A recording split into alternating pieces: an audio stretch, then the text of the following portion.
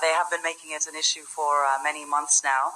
Many in the international community are saying that by your signing of this bill, you're taking Uganda a step backwards, that you are not protecting the freedoms and the rights and the choices of the Ugandan people. For context, Barack Obama made a comment. You remember Barack Obama? Yeah, the former ex-president of the that guy. Barack Obama made a comment about something that's happening in Uganda. Uganda is an independent country in Africa. Obama made a comment and with regard to the president of Uganda, and he had something to say. You know, this guy's always fire. So let's listen. Let's go.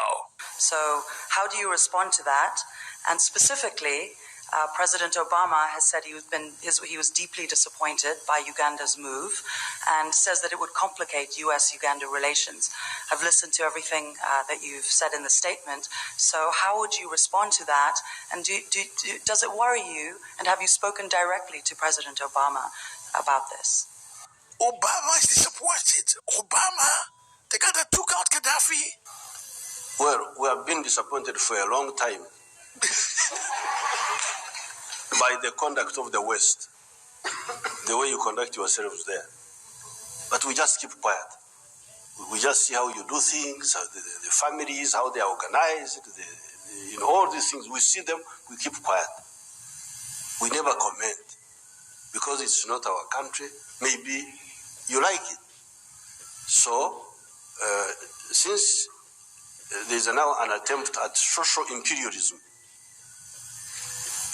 to impose social values of one group on our society, then our disappointment is now exacerbated because we are sorry to see that you live the way you live, but we keep quiet about it. Now you say we must also live like us. That's why we say no. We say no. And am I worried? Not at all. We should be worried about what? Because to tango needs two people to dance.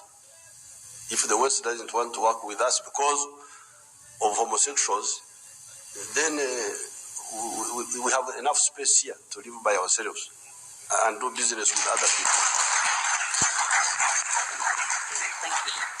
Very, very interesting, as you can see. This man doesn't mush his word. He says it like it is. He doesn't play. He doesn't have time for any nonsense. He doesn't have time. And I think really being part of the military, being a soldier, plays a big role to that. I don't know if you've noticed, especially in Africa, presidents, after being military or soldier personnel, tend to be very strong figures. They know what they want. They're very strong in their position. They're not intimidated, not easily at least. President Museveni, at this stage of his life, is afraid of nothing, clearly. So let's listen again to what they say. I'm going to make a comment as they're talking. We have been disappointed for a long time. We have been disappointed for a long time. He's telling you that, yeah, we have been disappointed for a long time. By the conduct of the West. By the conduct of the West. The way you conduct yourselves there. But we just keep quiet. We have been disappointed for a long time by the conduct of the West. But we don't make mention of anything. We don't complain about your conduct. Okay, you do a lot of things in your side, in your country, that we do not necessarily agree upon. But we don't make noise about it. We don't come and complain. Well, you have voted this law. We did not vote that law. You're not helping the homeless in New York. You're not helping the black community get better. We don't complain about that. We don't get involved in your internal situation. That's your business. That's nothing to do with us. We've been disappointed for a long time for things that are happening. All these African Americans being stopped by the police and not getting out of their cars alive. We have been disappointed for a long time. But we don't get involved in your internal businesses. We just see how you do things, how the families, how they are organized, all these things. We see them, we keep quiet.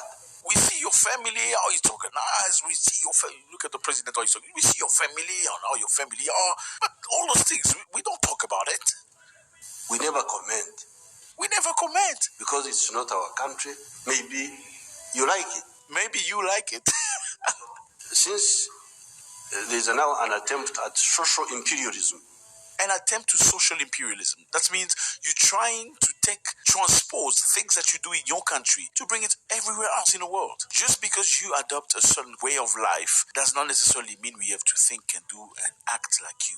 No. To impose social values of one group on our society, then our disappointment is now exacerbated because we are sorry to see that you live the way you live.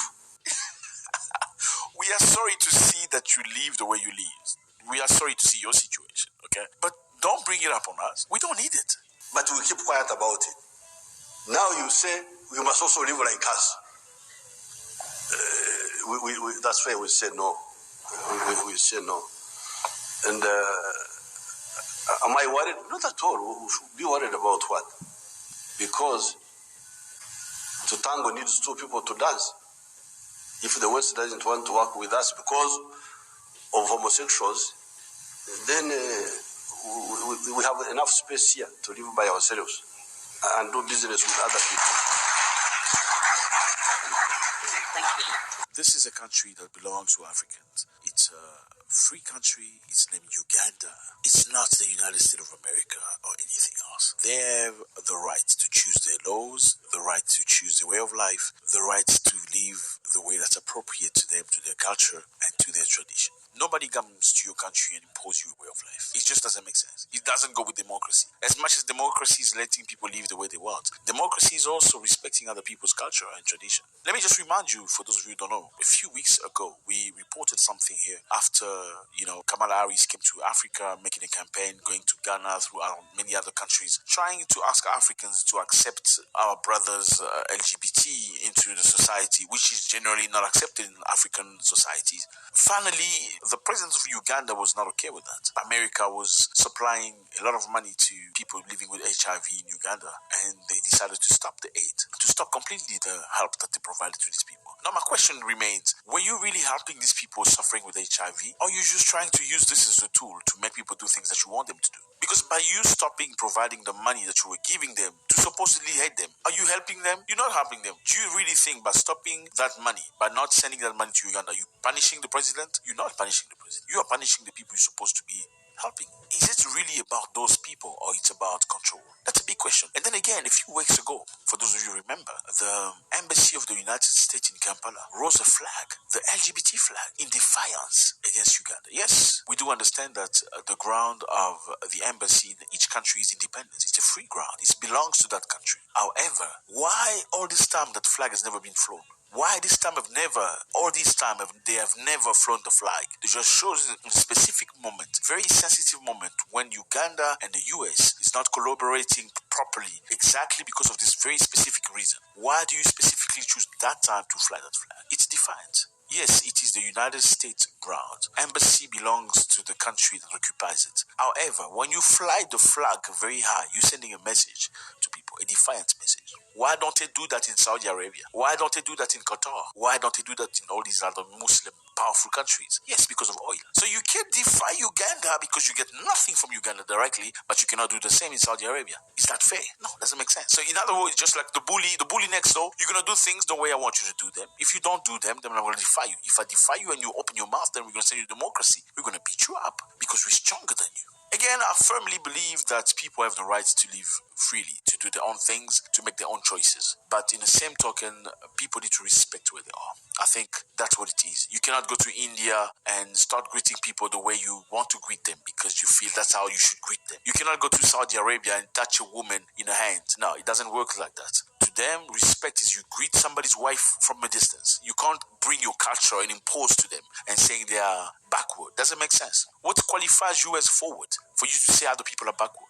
I don't know. You can do anything you want, provided that you respect other people's culture. I think there are many people in Uganda that are actually LGBT. But the law of Uganda say you can live being LGBT, but you cannot show it off. You cannot promote it. You cannot do promotion of it. You cannot show public love. You can't do that. Same as if you go to Arab countries and you're not married, you cannot sleep in the same bedroom with your girlfriend. Yeah, in Europe and USA, you can do that. In Arab countries, you're going to get arrested for that. In order for a man and a woman to sleep in the same bedroom in a hotel, they need to provide a certificate of marriage. Yeah, that's part of their culture. Do people get upset about that? No. You just know when you go to these countries, you need to conduct yourself in an appropriate way, in what that corresponds in the way they live. If you go to Dubai, there are certain areas you can't dress up the way you want. You cannot wear very short short. That's part of their culture. Do people condemn them for that? No, they don't. You come to Dubai, you want to have a good time, you respect the way people live in Dubai. That's how it is. Let me know how you feel about this. It's clear President Museveni doesn't give a about what they have to say about him. And again, in defiance, he went to Russia for